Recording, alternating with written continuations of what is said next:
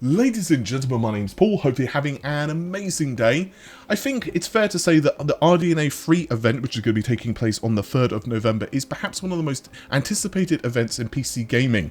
It's easily one of the more intriguing events I think we've seen, perhaps even beating RTX 40 in its hype. Not only, of course, will we finally get confirmation as to the architecture and specifications of RDNA 3, but pricing information, SKUs which will launch as well as their release dates, and performance. Perhaps ray tracing performance is the biggest mystery left for Navi 3X. I've heard, and I'm sure many of you have as well, everything from not that great to almost as good as RTX 40. So quite honestly, it's going to be very interesting to see what actually AMD have been cooking up in its labs. But what I do want to discuss in this video is some intriguing stories that have popped up over the past day or so.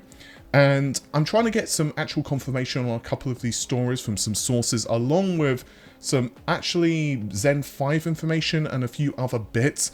And I couldn't get some of the stuff, well, basically clarified today. So I think it's going to be a couple of days before my sources get back to me. So I want to put this video out because honestly, I've had so many people tagging me. Plus a couple of these stories are very interesting, especially when it comes to the power connector, which is what I want to discuss first. So I'm sure a lot of folks have been seeing the whole GeForce melting stuff. Now, no one knows exactly what's causing it at the moment. It could be a faulty connector, it could be the way that it's bent, whatever. But, you know, I don't really want to talk too much about that at the moment because I don't really know what the cause is. And there's a lot of people throwing, you know, discussions online, but whether it's user error, whether it's a problem with the connector itself, and so on and so on. Quite honestly, I don't really know. And another reason I don't want to speak too much about this, I've been away a couple of days and honestly I just haven't had enough time to do much digging on this, so it's not really fair for me to speak about something in ignorance and probably misinform you guys. That would just not be cool. But either way, this has led to Kyle Bennett, who actually recently discussed, well, rather leaked, RDNA 3 having DisplayPort 2.1. Now, Kyle has been pretty well known in the industry for some time, but basically what Kyle states is that Navi 31 reference cards will not use the 12VH power adapter. I'm just going to say 12V for the rest of this video because, well, I think it's just for my sanity, if not yours. Now, we're not sure about AIBs. What I will say, and this is from memory, I think that we saw an AIB version of a RDNA 3 N31 card, rather PCB, and that of course was leaked by Igor. It's very possible, however, that that's not going to be what AIBs do. I personally don't think this is going to be the case. Now, Scott Herkelman, who is the general manager for AMD Radeon, also states that actually, you know what? They will not use this connector for RDNA 3. So basically, Scott himself has confirmed this. So not only the RX 6000 series, but RDNA 3 will not utilize this connector, so it will basically use the traditional connectors that we currently associate with Radeon cards. And this actually brings me kind of into another story. So the 7900 XT, from what I've been hearing, is 350 to 380 watts, that's TBP. Now, I can't verify this because, honestly, I've been told that the highest end SKU is actually 350 watts. But quite honestly, there has been so many different figures that have been bandied about, and it doesn't really help that AIBs allegedly can go with higher wattage. So I personally don't have 100% confidence at the moment in the TBP or whatever figures that have been leaked to me. And this brings me to the next story, the 7900 XT. Now, I've been hearing that the TBP of this card is around 350 watts, possibly a little bit more, particularly when it comes to the AIB variants.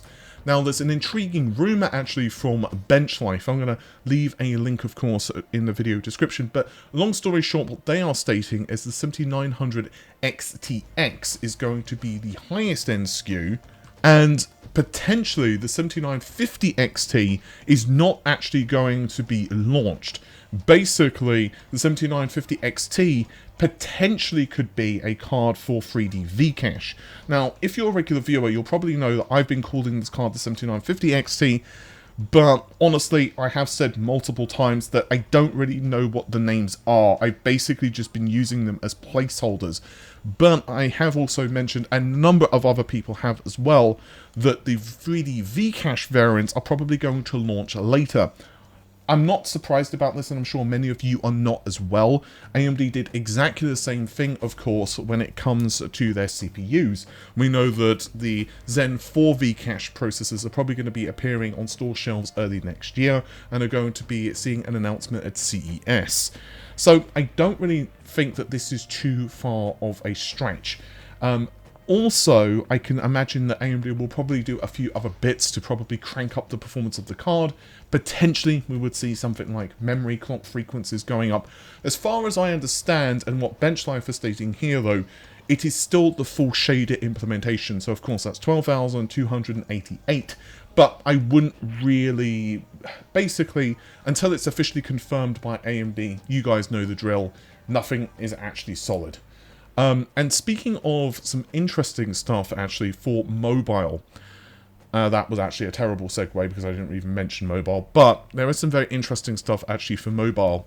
And long story short, some of the SKUs for RTX 40 seem to have been leaked for mobile. Basically the 4090, 4080 Ti, 4070, 4060 Ti, and finally 4060. Most of us haven't exactly been super surprised by those names. I mean, I think we all knew that, for example, there would be a 4070 mobile. But Kopitai7Kimi, who got a lot of stuff right with RTX 40, has also put out a tweet. You can see it yourself. N31 WON'T is based on AD103.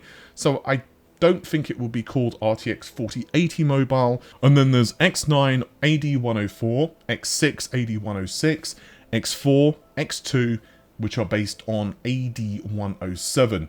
So in short, basically, the lower end SKUs, which are X4 and X6 and X2, excuse me, which are 4060 Ti and 4060 respectively, they will be based on AD107.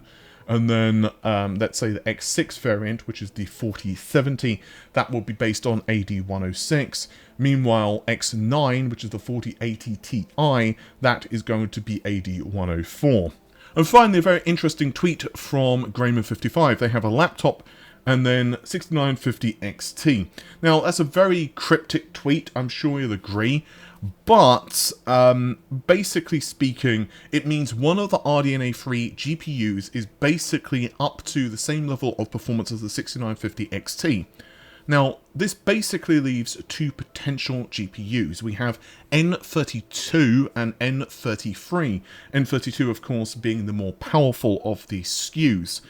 Now, N31, I'm not certain whether it's going to become mobile or not. I've basically heard potentially, but it is not certain.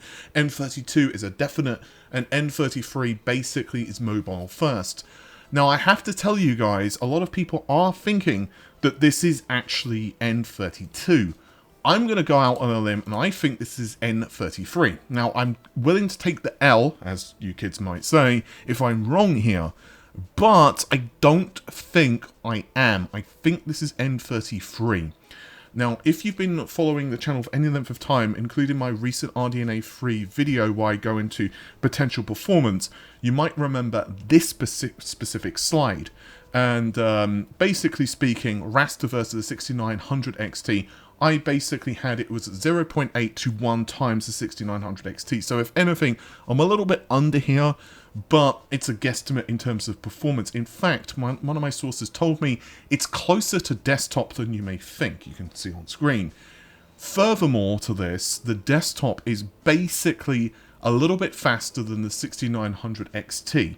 Now, I don't know how much faster, because the problem is it's very hard to completely quantify the performance of RDNA 3, not only because we still don't have all of the details, but I think because of the way the Infinity Cache basically operates and it's much smaller, the performance difference is probably going to depend heavily upon A, resolution, and B, whether you've got ray tracing on or off.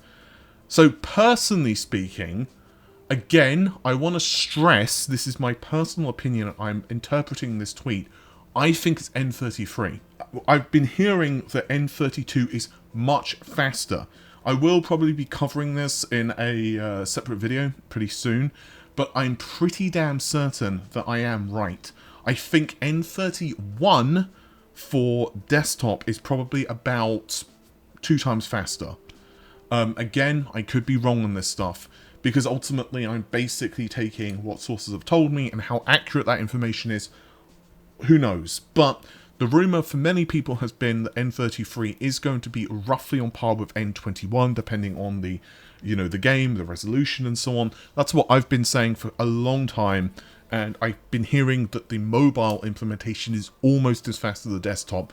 It's not going to be quite as fast, because obviously, well, yeah, it just isn't realistic to have the same clock frequencies and stuff. So personally, I've taken those numbers and dropped them a little bit, but I have been told that it's quite close to the high-end desktop previous generation. We'll have to wait and see. Honestly, regardless of how AMD ends up, being in real world, I'm just going to be really happy to see what the answers for this stuff are going to be. It's going to be very interesting. I'm going to be particularly interested on the mobile side of things. I know the desktop, personally, is what I'm more excited in to buy.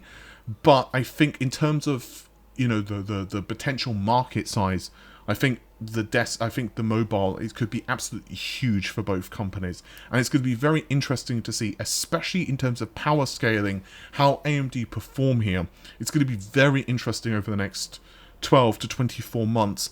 And of course, the rumor from Skyjuice/Astronomics was that the Vcache, when it's like stacked, the Vcache variants, basically of N31 and 32, don't really benefit that much in gaming. I've kind of heard the same thing, so I don't know what the reality is going to be for the 7950 XT, and whether that's going to really benefit too much for the Vcache. I mean, it could just be like another 10, 15, 20% in terms of performance. I'm also going to be very interested to see how Nvidia actually deals with this, whether we're going to see the 4080 Ti make a quick snap appearance after AMD do reveal N31 to the world. It's going to be very interesting. With all of that said, thank you very much for checking out the video. I'll see you soon. Take care of yourselves. Bye for now.